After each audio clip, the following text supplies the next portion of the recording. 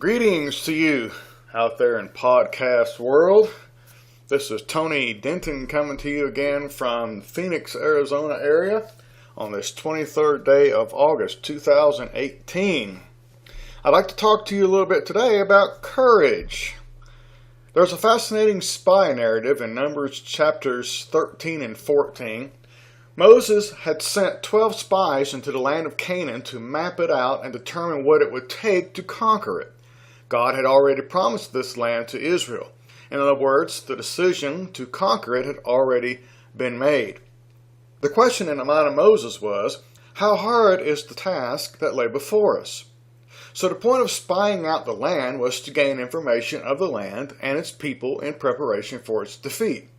40 days later, the spies returned with the evidence that the land was rich with promise. Produce was abundant and the land flowed with milk and honey. But there was a catch. The inhabitants were giants, and they lived in walled fortresses. Listen to the spies as they explained the discouraging circumstances in Numbers 13, 28 through 29. The people who live in the land are strong. The cities are fortified and very large. Moreover, we saw the descendants of Anak there. The Amalekites dwell in the land of the south, the Hittites, the Jebusites, and the Amorites dwell in the mountains, and the Canaanites dwell by the sea and along the Jordan. See, the Israelites grew increasingly pessimistic and bitter with every additional detail of the spies' report. But against this rising current of doubt and discouragement stood a man of conviction and courage. His name was Caleb. In verse 30, we read that Caleb quieted the people and said, "Let us go up at once and take possession, for we are well able to overcome it." It seems that Caleb stood alone for God here, that even his family and friends were against him in the matter. So this took courage. Courage is standing for what's right when everyone else stands against us. Courage is standing alone for God. The example of courage in Caleb's life should motivate us to do what's right when we have to stand alone for God in our lives. So let's consider 3 points about the courage of Caleb. Number 1, Caleb's courage sprang from his faith in God. The difference between cowardice and courage is faith. A lack of faith is the foundation for fear and doubt. Jesus once asked his disciples, "Why are you fearful, O you of little faith?" Matthew 8:26. At another time he asked them, "O you of little faith, why do you doubt?" Matthew 14:31. See the connection? These spies were afraid because they had a lack of faith in their God. Let's notice what they said in verses 31 through 33. "We're not able to go up against the people, for they are stronger than we. The land is a land that devours its inhabitants, and all the people whom we saw in it are men of great stature. There we saw giants, and we were like insects in their sight." So what did they do and not do here? Well, they emphasized the negative, they focused on the enemy's size, and they never mentioned God even once. Cowardice is the result when God is left out of the picture. Without God, they had no reason for confidence. By human standards, they were weaker than their enemies. So when we act or react out of fear, such as when we have an opportunity to share Christ with someone, then there's a good chance that we have left God out of the picture. For as Caleb evidently knew, if God is for us, who can be against us? Romans 8:31. Caleb was confident because he depended on God to ensure victory. In contrast to his fellow spies in chapter 13, 30, and 31, Caleb emphasized God's power and the importance of maintaining his favor. Chapter 14, 8 through 9 read, "If the Lord delights in us, then he will bring us into the land and give it to us. Just do not rebel against the Lord, nor fear the people of the land. Their protection has departed from them, and the Lord is with us. Do not fear them." Just as the difference between cowardice and courage in Caleb's life was his faith in God, so there will be confidence in our lives when God's will, power, and favor are our focus and concern. Furthermore, the opposition encountered by Caleb was a test of his faith in God, and that opposition wasn't his enemies, but his friends. It isn't hard to oppose those who hate us. The difficulty is when our family and friends strongly disagree with us. So this was genuine peer pressure pitted against Caleb and his trust in God. He stood alone against the majority, and in this case, the majority was 1 million people. You know, when an entire nation says you're wrong, you tend to feel a little intimidated. In fact, Caleb was even threatened with death. Chapter 14, verse 10 says, all the congregation said to stone him. If we're prepared for the inevitable, if we know ahead of time that when we act on faith, we're going to be opposed by those who don't have faith, then we won't get the wind knocked out of us as badly. See, to the faithless, any action involving a risk is considered not doable, or at the very least, it's too unpleasant to mess with. They may be our friends, or our brethren, or our family, or even everyone, except me or you. So, with Caleb in mind, remember two things. You've heard of yin and yang, right? Well, on the yin side, remember this. Opposition doesn't mean that a person is wrong. 1 million people opposed Caleb, but God supported him. And on the yang side, remember this. Opposition is a test of faith. When we're convinced that we're right, let's don't fail the test by yielding to opposition. Okay, number 2. Caleb's courage influenced others to stand for God. Remember point 1? Point 1 was Caleb's courage sprang from his faith in God.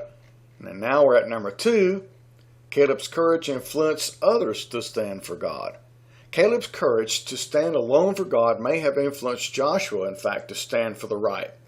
When Caleb took his stand, no one stood with him according to chapter 13, 30, and 31. Now, we can't assume too much from Joshua's initial silence, but it's clear that God emphasized Caleb's courage over Joshua's in verse 24 of chapter 14.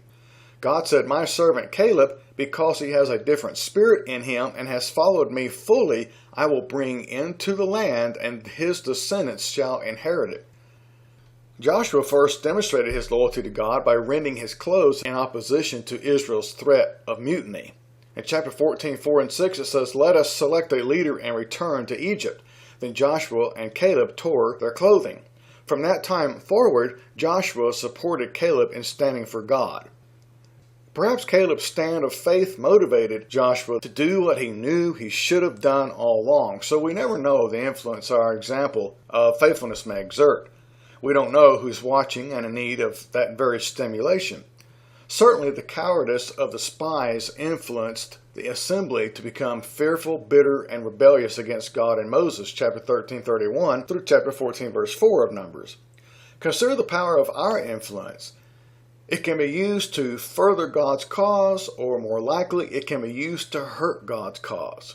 This introduces another reason why we must stand alone for God if necessary, because there will be numerous times that, if we don't stand up, the influence of the opposition will run unhindered. I'm pretty confident that when Paul stood alone, his courage provided the motivation needed by many to do the same thing after him. Reminiscent of Jesus, Paul wrote, at my first offense no one stood with me, but all forsook me. But, as Caleb also knew, the Lord stood with me and strengthened me so that the message might be preached fully through me, and that all the Gentiles might hear. And I was delivered out of the mouth of the lion. And the Lord will deliver me from every evil work and preserve me for his heavenly kingdom. To him be glory forever and ever. Amen. 2 Timothy 4, verses 16 through 18. Lastly, number 3, Caleb's courage resulted in great reward. Firstly, consider the destructive results of cowardice. The defiant Israelites, the adult population then living, weren't allowed to enter Canaan, but ended up living out the rest of their existence roving the wilderness. The Lord asked Moses and Aaron in chapter 14, 26 through 30, how long shall I bear with this evil congregation? Say to them, as I live, the carcasses of you who have complained against me shall fall in the wilderness, all of you from 20 years old and above, except for Caleb and Joshua, you shall by no means enter the land. On the other hand, the faithless spies died immediately. The men whom Moses sent to spy out the land, who returned and made all the congregation complain against him by bringing a bad report of the land, those very men died by the plague, chapter 14, 36 and 37.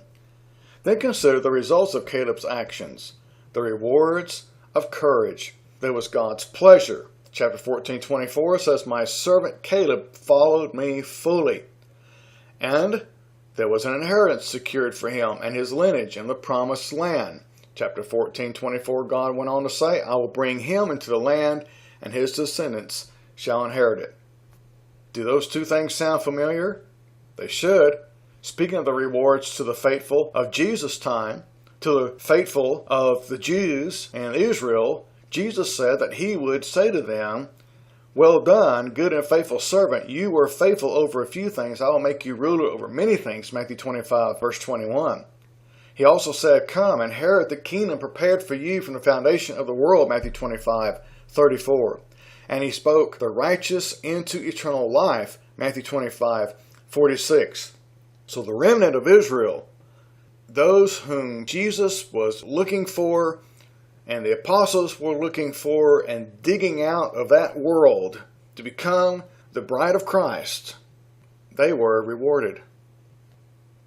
What do we learn from the courage of Caleb? Well, we learn it's okay to stand alone for God. We've learned it's okay to disagree with our families, friends, and even the rest of the world as long as we agree with our Creator. We've learned the difference between cowardice and courage as faith in the power and wisdom of God.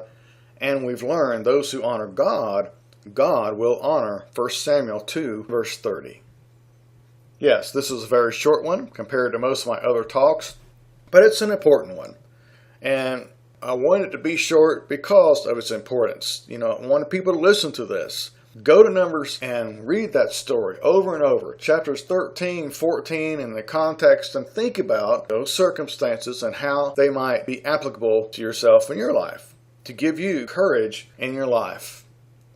Anyway, the notes that I've just shared with you can be found in transcript form, or rather in PowerPoint form, on a PDF on my website, asightforthelord.com.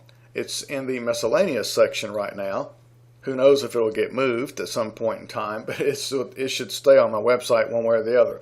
But it's called The Courage of Caleb on asightforthelord.com. Thank you for your time.